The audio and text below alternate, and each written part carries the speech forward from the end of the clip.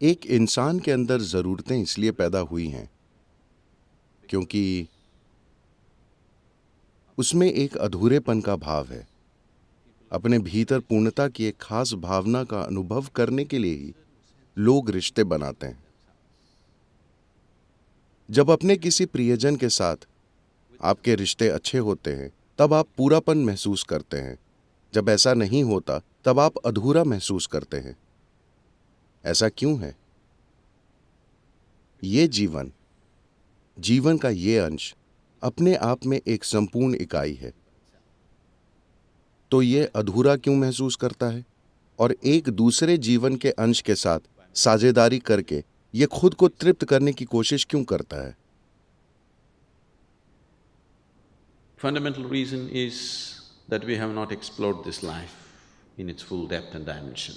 इसकी बुनियादी वजह यह है कि हमने इस जीवन को इसकी पूरी गहराई और आयाम में नहीं खोजा है।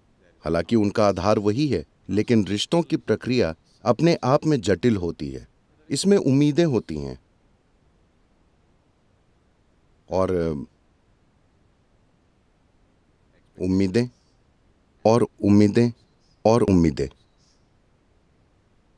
ज्यादातर लोग ऐसी उम्मीदें बना लेते हैं कि धरती पर कोई ऐसा इंसान नहीं होगा जो उन उम्मीदों को कभी पूरा कर सके।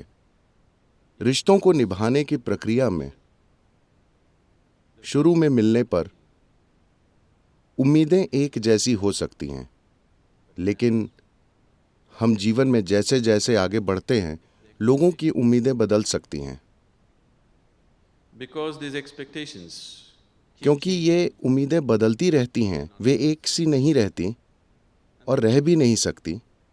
हो सकता है कि एक इंसान एक ही उम्मीद पर जीवन भर कायम रहे और दूसरे इंसान की उम्मीदें बदलती जाएं, क्योंकि उनके जीवन की समझ और अनुभव बदल रहे हैं। now अब रिश्तों में टकराव शुरू हो जाता है। conflict.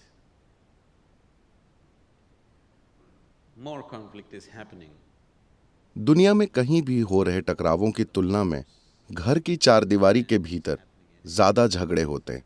बात सिर्फ इतनी है कि बम नहीं फूटते तो आपको सुनाई नहीं देता। शायद वे एक दूसरे को चुपचाप ठीक कर रहे होते हैं। ऐसा होता है क्योंकि लोगों की उम्मीदें बदलती जाती हैं और वे एक ही रफ्तार से नहीं बदलती। बुनियादी तौर पर हमने कोई रिश्ता क्यों बनाना चाहा?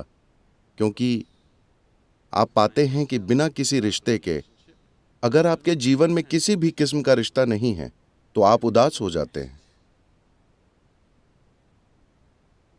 तो बुनियादी तौर पर आप एक रिश्ता चाहते हैं क्योंकि आप खुश होना चाहते हैं, आप आनंदित होना चाहते हैं, या दूसरे शब्दों में आप दूसरे को अपनी खुशी के स्रोत की तरह इस्तेमाल करने की कोशिश कर रहे हैं।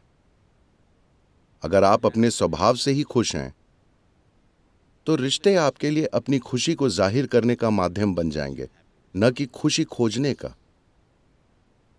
अगर आप खुशी पाने के लिए रिश्ता बना रहे हैं और दूसरे इंसान से खुशी निचोड़ने की कोशिश कर रहे हैं और दूसरा इंसान आपसे खुशी निचोड़ने की कोशिश कर रहा है, तो ये रिश्ता कुछ समय बाद तकलीफ पहुंचाएगा। शुरुआत में हो सकता है कि चीजें ठीक रहें क्योंकि कुछ उम्मीदें पूरी हो रही हैं, लेकिन अगर आप खुद ही आनंदमय बन गए हैं और आप रिश्ते इसलिए बना रहे हैं क्योंकि आप अपनी खुशी प्रकट करना चाहते हैं, तब कोई आपके बारे में शिकायत नहीं करेगा, क्योंकि आप अपनी खुशी फैला रहे हैं, न कि दूसरे इंसान से खुशी पाना चाहते हैं।